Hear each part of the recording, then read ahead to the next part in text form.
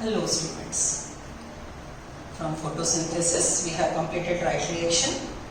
आपने enough practice कर ली होंगी, राइट रिएक्शन के एमसीक्यू सॉल्व किए होंगे. Let's start dark reaction.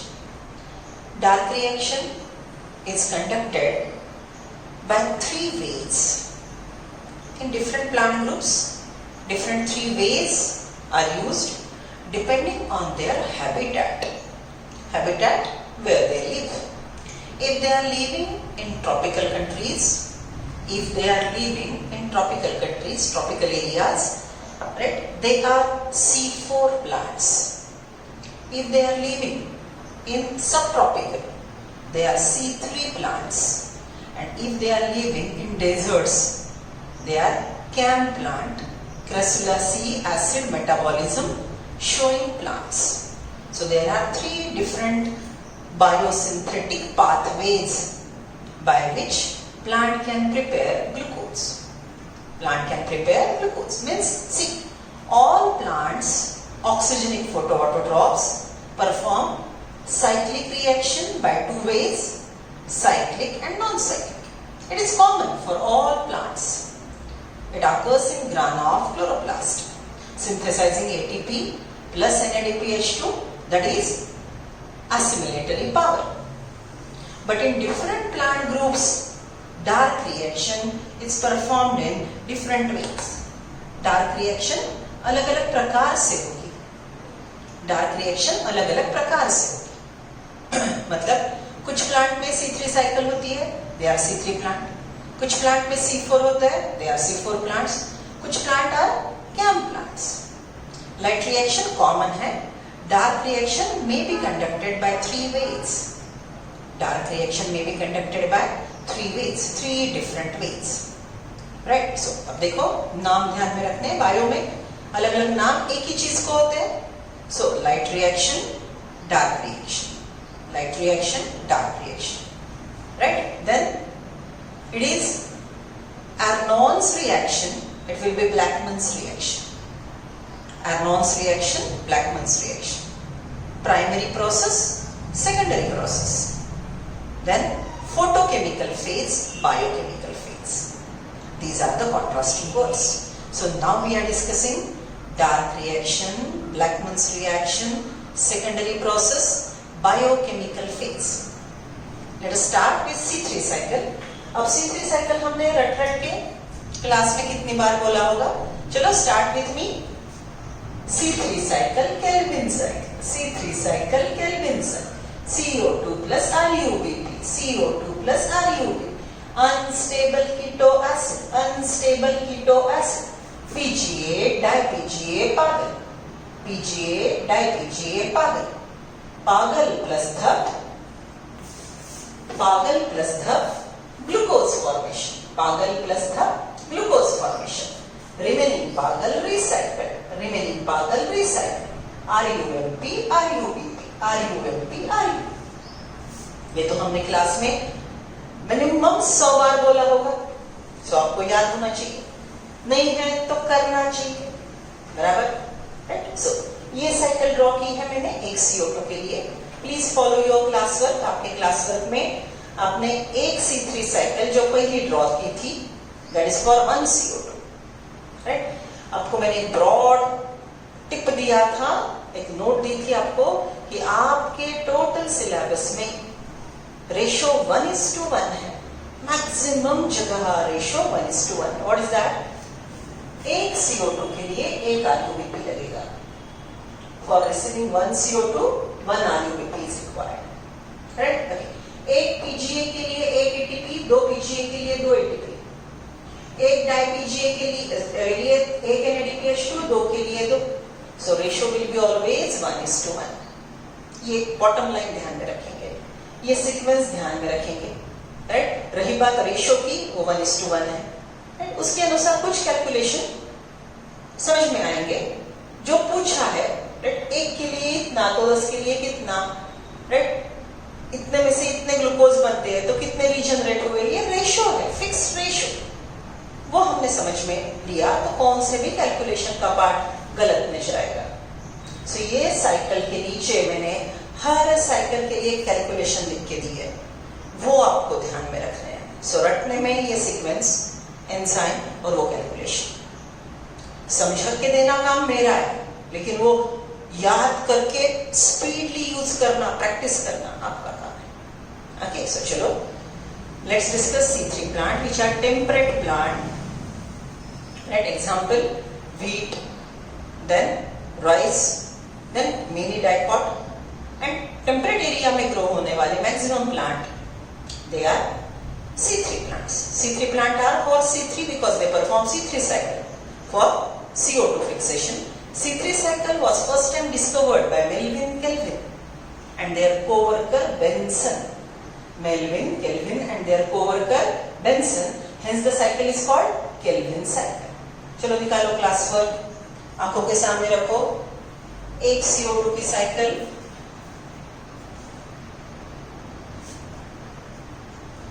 Day time है, स्टोमेटा ओपन है, डे टाइम है, स्टोमेटा ओपन है, राइट। तो डे टाइम में स्टोमेटा ओपन है तो CO2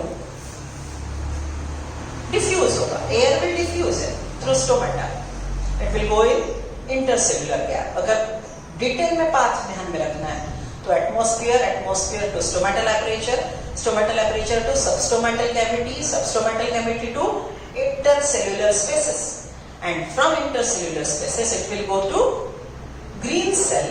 green cell का क्लोरोप्लास्ट, क्लोरोप्लास्ट के स्ट्रोमा में CO2 को रिसीव करेगा RUBP। क्लोरोप्लास्ट के स्ट्रोमा में CO2 को रिसीव करेगा RUBP।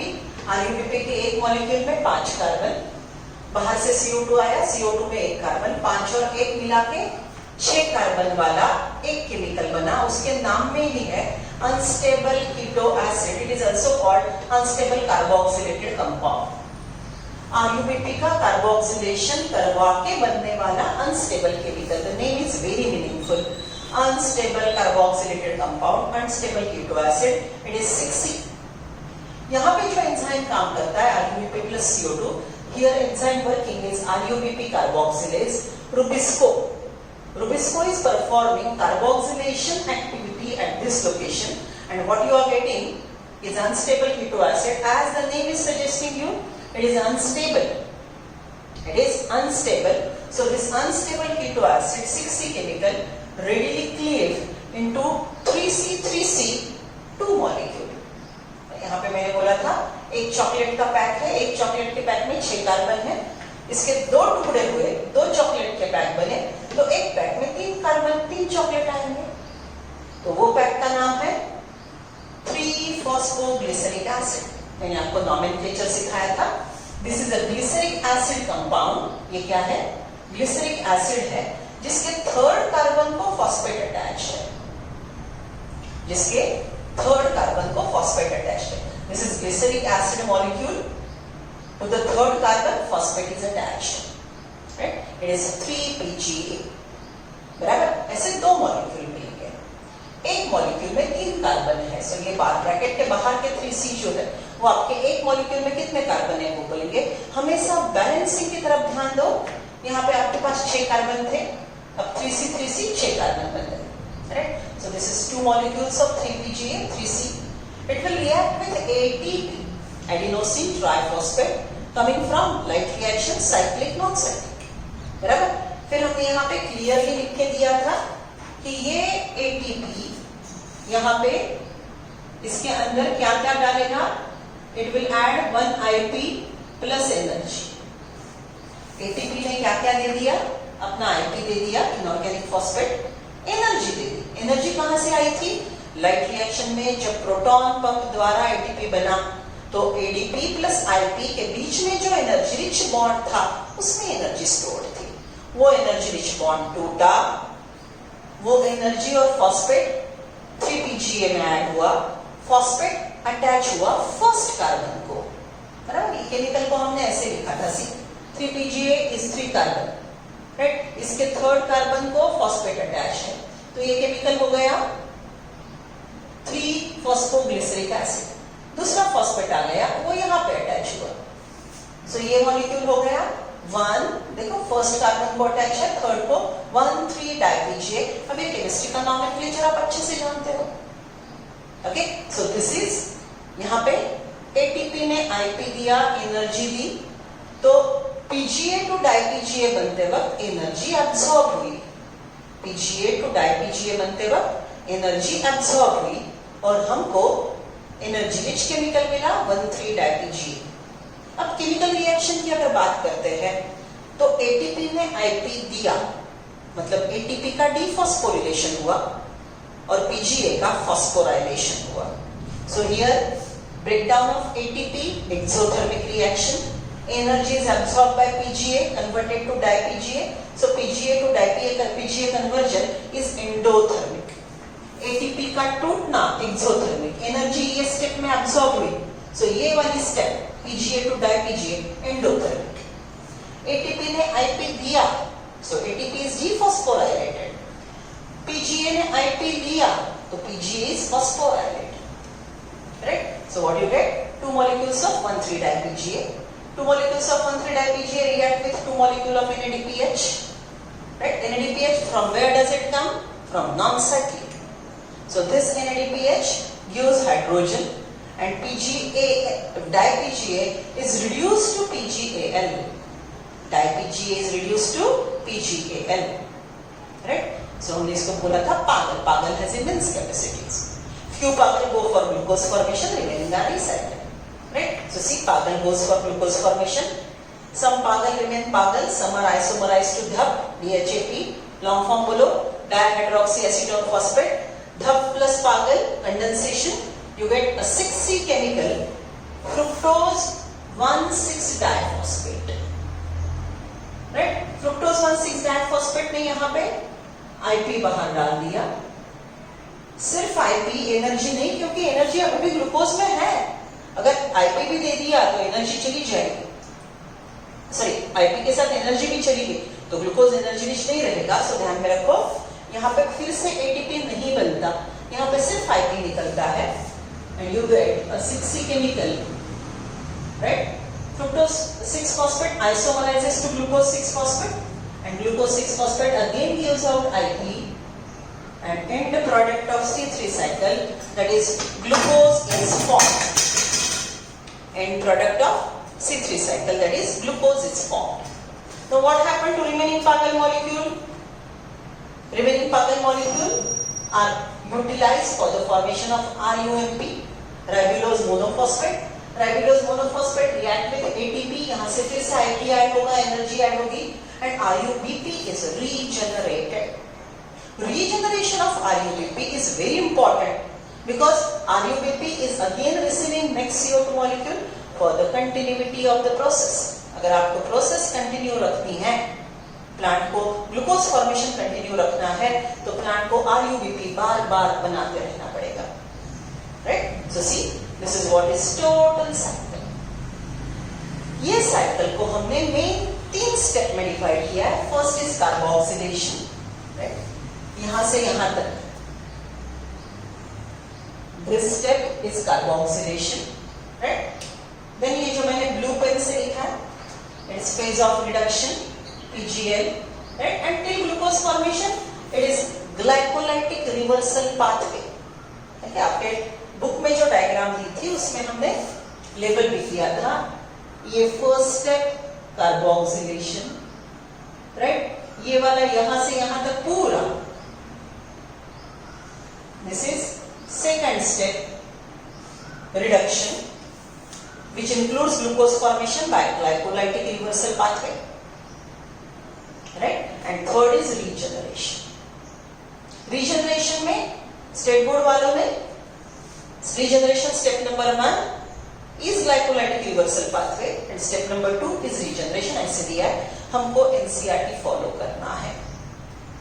NCERT में जो क्लासिफिकेशन दिया है 3 step, 1 is carboxylation, second is reduction, third is regeneration, हमको वही फॉलो करना है, right? So this is third step, that is regeneration. Third step, right? Okay, so this is for 1 CO2. तो हमने कैलकुलेट किया, देखो, for 1 CO2 cycle runs once, consuming how many ATP? चलो calculate करते हैं. 2 ATP here, 1 ATP here. So ATP utilized are 3. For 1 CO2, cycle runs once, consuming 3 ATP and 2 NADPH, right? Okay? लेकिन ये cycle कहाँ पे balance नहीं होती, मतलब हमारे पास दो पागल है, दो पागल से अगर ग्लूकोज बन गया तो एक ग्लूकोज बनेगा, दो पागल 3C मतलब टोटल 6C है। ये अगर ग्लूकोज बनाने के लिए गए तो रीजनरेशन के लिए कार्बन, आरयूबीपी के लिए कार्बन बचेगा ही नहीं। So this is not a stable balanced one. Okay, तो हमने क्या किया था, हमने ये साइकिल को 6C साइकिल बनाया था। I am multiplying this cycle by 6. So see, for 6 CO2, 6 RUBP are required, preparing 6 unstable keto acid. 6 unstable keto acid will give you 12 PGA. 12 PGA will react with 12 IP, 12 ADP will produced. देखो यहाँ पे 12 PGA के लिए 12 ATP लगेंगे, 12 ATP ने 12 IP दे दिए, energy दे दिए, 12 ADP regenerate हुए, फिर से लाइट रिएक्शन में जाएंगे, right?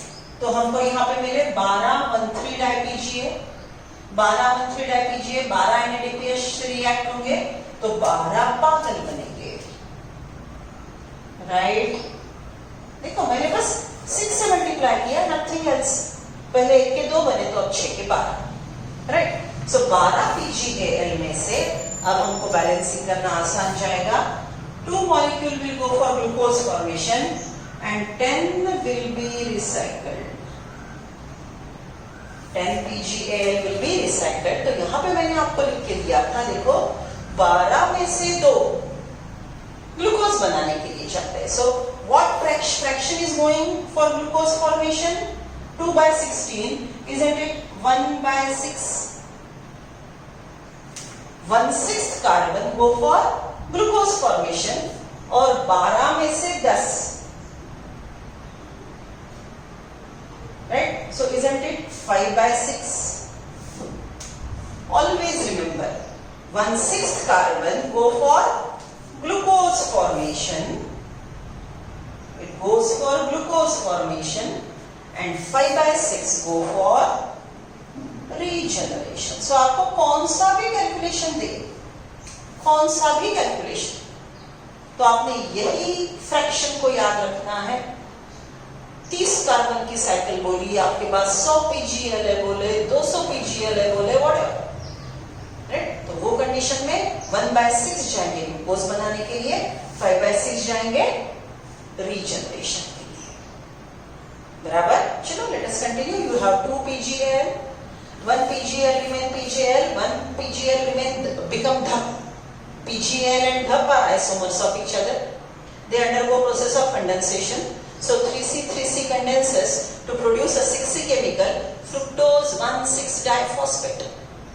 Fructose 1,6-diphosphate, fructose 6-phosphate, glucose 6-phosphate, glucose. So एक DHAP एक पागल आपको एक ग्लूकोज देगा, 3C plus 3C, right? Remaining 10 PGL, यहाँ पे थोड़ा ध्यान देना। Isn't it a 3C chemical? So देखो 10 molecule of 3 PGL मतलब total you have 30 carbon, right? This 30 carbon. So 30 carbon will rearrange to form 6 molecules of RUMP.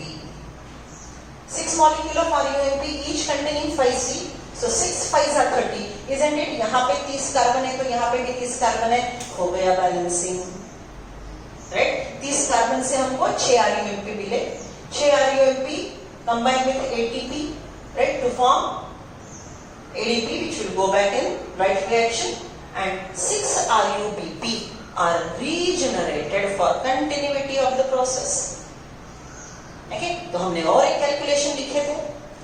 For 6 CO2 cycle runs 6 times, consuming 18 ATP and 12 NADPH.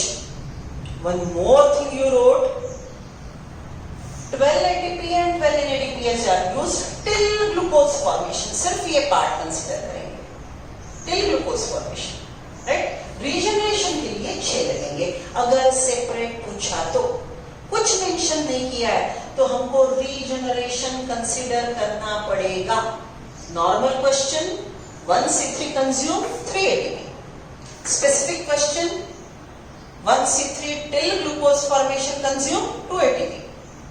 For regeneration step 1 ATP। क्या पूछा है उसके अनुसार आपका answer आपने देना है, राइट? और ये फ्रैक्शन की बात, always 1/6 go for glucose formation, 5/6 go for regeneration. कभी कभी ऐसा भी पूछते हैं कि 2 PGL और 10, राइट? सो इसके 6 टाइम्स रीजनरेशन के लिए जाएगा और 1/6 वाला इधर जाएगा। So they ask in this relation. Your maths is much better, right? This process is discovered by Melvin Kelvin and his co-worker.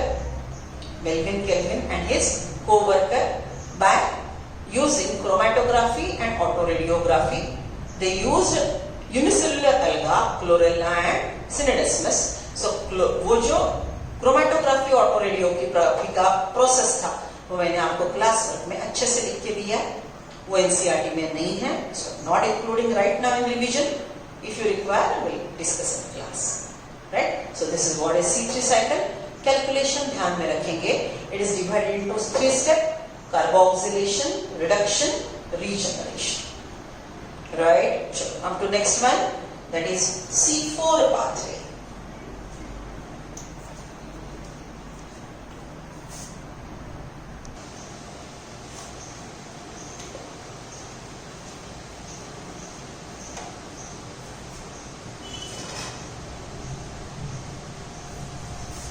So this is your C3 cycle, right? C3 cycle भी हमने class में अच्छे से रट ली थी, सिर्फ रट्टा part, right? ये ऊपर का ये तो सेम, ये C3 साइकिल है जो अभी हमने, ये बस एडिशनल स्टेप है। C4 के सेम डायग्राम है आपके बुक में, आपके बुक में से ही है मैंने, राइट? सो C4 cycle, HSK pathway, HS pathway, C4 cycle, HSK pathway, HS pathway, dicarboxylation, dicarboxylic acid pathway, कितने नाम बोले थे मैंने आपको, ओके? चलो रट लिया जो हमने वो, C, atmospheric CO2, CO2 plus Peppa, OAA, मा, पा, Peppa, simple. CO2 plus Peppa, OAA, मा, पा, पेपा। यहाँ पे C3 तो होनी है, बस CO2 प्लस पेपा, OAA, मा, पा, पेपा। ये पॉइंट नंबर 1 हमने सीखा। पॉइंट नंबर 2 हमने सीखा, दिस प्रोसेस इन्वॉल्व, ये जो पूरी लाइन ड्रॉ की है, right? First half conducted in mesophyll, second half this one it is conducted in bundle shape. ये यहाँ पे लाइन है, ये अच्छे से देखो, ओके? ये ऊपर का compartment is mesophyll, spongy mesophyll. ये नीचे का this will be bundle sheath, spongy mesophyll connected to bundle sheath by plasmodesmata, यहाँ पे लिखा है। एनसीईआरटी का डायग्राम निकालो। एनसीईआरटी में कुछ नहीं दिया है, लेकिन एक्सप्लेनेशन में ये नाम है, डायग्राम में कुछ नहीं दिया है। सो वो भी डायग्राम देखनी है, ये भी देखनी है, दोनों को रिलेट करना। वहां पे सिर्फ उन्होंने दिया है ऊपर का मेसोफिल सेल, नीचे का bundle sheath cell, right? 3C acid forming 4C acid, 4C acid transported to bundle ship undergoing decarboxylation। यहाँ पे ग्लूकोज बनेगा, C3 साइकिल होने के बाद 3C केमिकल फिर से रिसाइकल होगा। So they talk just about carbon number, लेकिन एक्सप्लेनेशन में नाम है तो हम ये डिटेल में सीखेंगे, ठीक है? सो C4 plants are tropical, can face higher temperature, right? So they are very nicely performing in tropic, where temperature may be more than 40 degrees, right? For better performance in high temperature, they have dimorphic chloroplast. Di, 2, morphologically दो प्रकार के, morphologically दो प्रकार के chloroplast, morphologically दो प्रकार के chloroplast उनके पास है। ये ऊपर का mesophyll chloroplast which is granal chloroplast, देखो आपका class work, mesophyll chloroplast, granal chloroplast, bundle sheath chloroplast, agranal chloroplast. अब वो नाम ही बताता है, granal chloroplast has grana, agranal chloroplast has highly reduced grana. Correct? So chloroplast are of two types: granule chloroplast, agranule chloroplast, granule chloroplast, agranule chloroplast. Right? So half process granule chloroplast में होगी, half process agranule chloroplast में होगी. Half process ग्रानल chloroplast में होगी, half process अग्रानल। तो क्या क्या होता है देखो, ये जो ऊपर का मेसोफिल है इसके पास वेल डेवलप्ड ग्राना है तो लाइट रिएक्शन होगा, एसिमिलेटरी पावर बनेगी एटीपी। उसके साथ साथ जो रिड्यूस स्ट्रोमा है उसमें पहला कार्बोक्सिलेशन का स्टेप होगा। तो देखो Peppa plus CO2, right, Peppa plus CO2। So Peppa phosphoenol pyruvic acid containing 3 carbon, right, 3C compound combining with CO2, आपको मिलेगा एक पहला stable chemical is OAA, which is containing 4 carbon. First stable chemical containing 4 carbon. Hence the cycle is called C4 cycle. Hence the cycle is called C4 cycle. Okay, पीछे last वाला जो Calvin cycle था उसमें पहला chemical 3PGA containing 3 carbon. So it is 3C3 cycle. बराबर? So first stable chemical OAA बना. Oxaloacetic acid. It will undergo reduction by NADPH. Right? This NADPH gives hydrogen, OAA reduced to malic acid. Malic acid is transported by plasmodesmata to agranal chloroplast of bundle sheath cell. In bundle sheath cell, malic acid undergo decarboxylation as well as oxidation. यहाँ पे NADP hydrogen accept करेगा, NADPH बनेगा, CO2 बाहर जाएगा, CO2 will go in C3 cycle and glucose formation. Normal C3 cycle होगा. CO2 plus RUBP, unstable keto acid, PGA, di-PGA, pagal plus the glucose formation, remaining pagal recycle. 1 C3 cycle consume 3 ATP and 2 NADPH. Normal C3 होगा. Glucose बनाने के लिए C3 cycle होना हमेशा जरूरी है। Plant कौन सा भी रहे, लेकिन C3 साइकिल द्वारा ही ग्लूकोज बनेगा। Right? Always glucose synthesis will be by C3 cycle. Okay, so malic acid undergoing decarboxylation, oxidation, generating pyruvic acid. Pyruvic acid transported back from bundle sheet to mesophil. Right? So pyruvate from bundle sheet goes to mesophil. Mesophil में इसका reduction हुआ. Wait a second. Reduction नहीं, यहाँ पे ATP converted to ADP है, phosphorylation हुआ। और calculation ध्यान में रखेंगे, फॉर 1 पा 2 ATP आर रिक्वायर्ड। अब ये बात ध्यान में रखेंगे, एक पाइरुविक एसिड कन्वर्टेड टू 1 पा के लिए 2 इनऑर्गेनिक फॉस्फेट लगते हैं, 2 inorganic phosphate.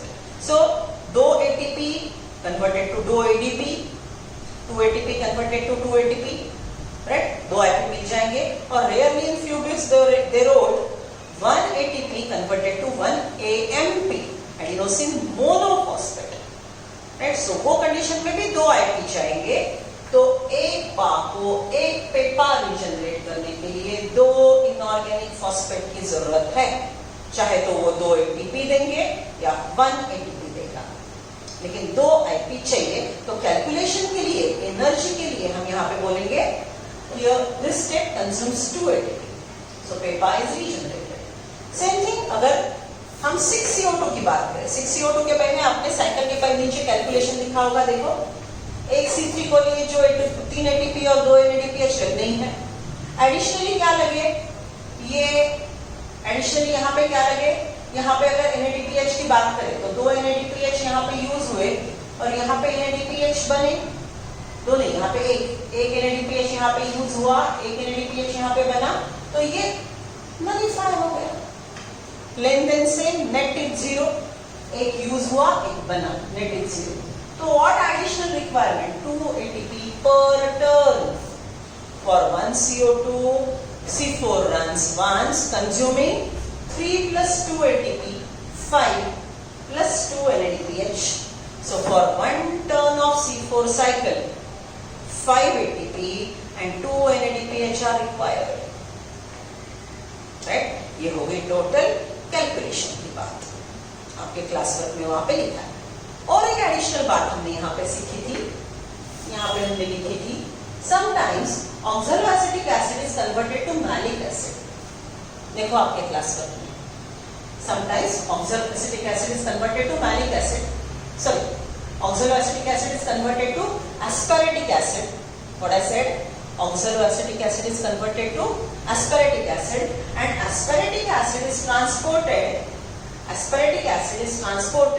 to bundle-sheath cell.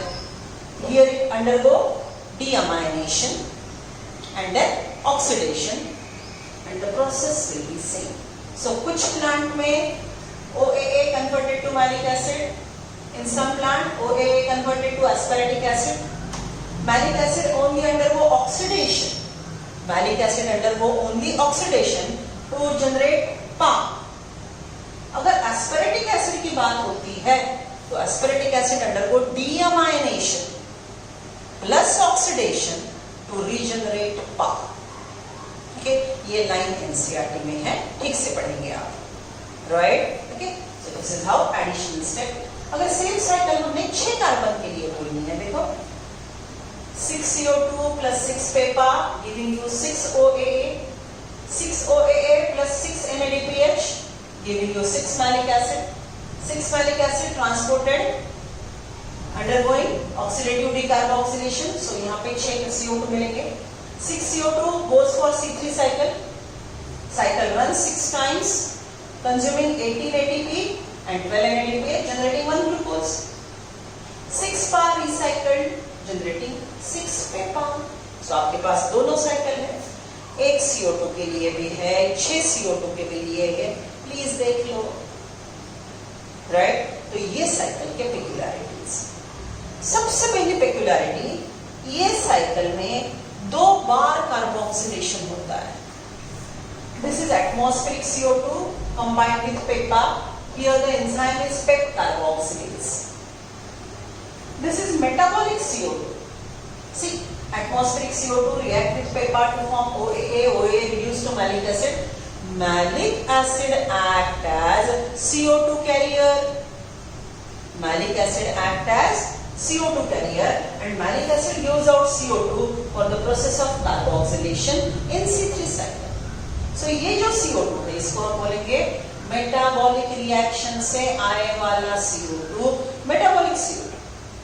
So PEPA receives atmospheric CO2 and metabolic CO2 is received by RUPP. So carboxylation occurs twice. First carboxylation is catalyzed by PEP carboxylase, atmospheric CO2 का. Second carboxylation, metabolic CO2, is catalyzed by Rubisco. Right? So carboxylation occurs twice. Half process conducted in mesophyll, half process conducted in bundle sheath. इसका फायदा क्या है? See, this is outside compartment. Atmosphere से आने वाला CO2 यहाँ पे आएगा.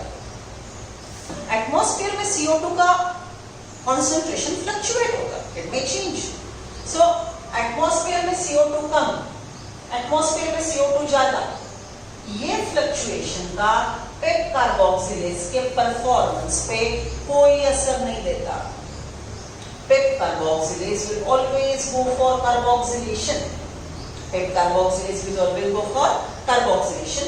सो यहाँ पे एटमॉस्फेयर में कितना भी CO2 कम रहे तो मेसोफिल में का पेप कार्बोक्सिलेज CO2 को पकड़ के लाएगा ही लाएगा. C4 साइकिल शुरू करेगा ही करेगा.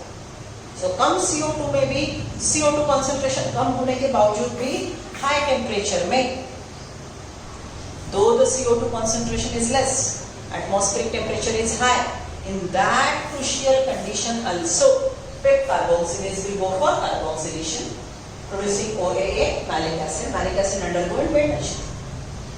Bundle sheath is giving, in bundle sheath malic acid is giving CO2 for C3 cycle for RUBP. RUBP को अलग कंपार्टमेंट में बैठा के रखा है बंडल शीट में. इसको अलग कंपार्टमेंट में क्यों बैठाया? Because it works really nice when CO2 concentration is high. RUBP को CO2 ज्यादा मिला तो वो ग्लूकोज बनाता है. RUBP को CO2 कम मिला तो वो फोटो रेस्पिरेशन की वेस्ट प्रोसेस शुरू करता है। सो प्लांट ने सोचा कि आरयूबीपी के सिवा तो काम हो ही नहीं सकता, आरयूबीपी इज मस्ट। लेकिन उसकी प्रॉब्लम क्या है कि उसको CO2 मिले, O2 दिखे ही नहीं। तो C4 प्लांट ने बंडलशित सेल बना के अलग कंपार्टमेंट में आरयूबीपी की व्यवस्था कर दी। Right, RUBP has affinity for CO2 as well as O2. Plant want that RUBP will react with CO2 only. So what is done by the plant? RUBP is kept in another compartment, separate compartment, right? And in separate compartment in RUBP, the CO2 concentration is always maintained high by metabolic carrier malic acid. Metabolic CO2 carrier malic acid in bundle shape continuously go on giving CO2. So in bundle shape compartment, CO2 concentration is always kept high. That's why RUBP has to combine with CO2 and produce glucose. So irrespective of atmosphere में कितना CO2 है, कम है, ज्यादा है, temperature क्या है, उसको पूरा आइसोलेट करके RUBP से ग्लूकोज बनवाने का काम प्लांट ने बंडल शिप में करवा लिया। Right, so C4 plants are very wise. Right, they are not regulated by atmospheric CO2 concentration. They can perform very nice though the CO2 is less and temperature is high. Okay, अब ऐसी बात है, देखो ये cycle को actually एक turn को 5 ATP लगते हैं, C3 को 3 ही ATP लगते हैं, but C3 is less efficient and C4 is more. Why? क्योंकि ये ग्लूकोज ज्यादा बनाता है। ट्रॉपिकल प्लांट हो, टेम्परेट प्लांट हो, ATP की कमी नहीं है। As I told you, plant is a billionaire. ATP NADPH भरने पड़े, उसको फर्क नहीं पड़ता एक टर्न को 3 ATP लगते कि 5, उसको चाहिए ग्लूकोज बनना चाहिए। So C4 is committed for glucose formation. So we say that C4 cycle is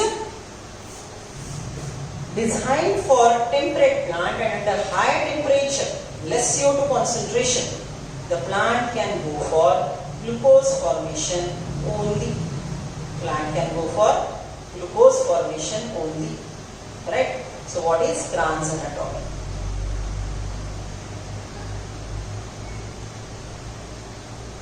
What is Kranz anatomy? Take out your classwork. Classwork में आपने Kranz anatomy का डायग्राम ड्रॉ किया था. Take it out.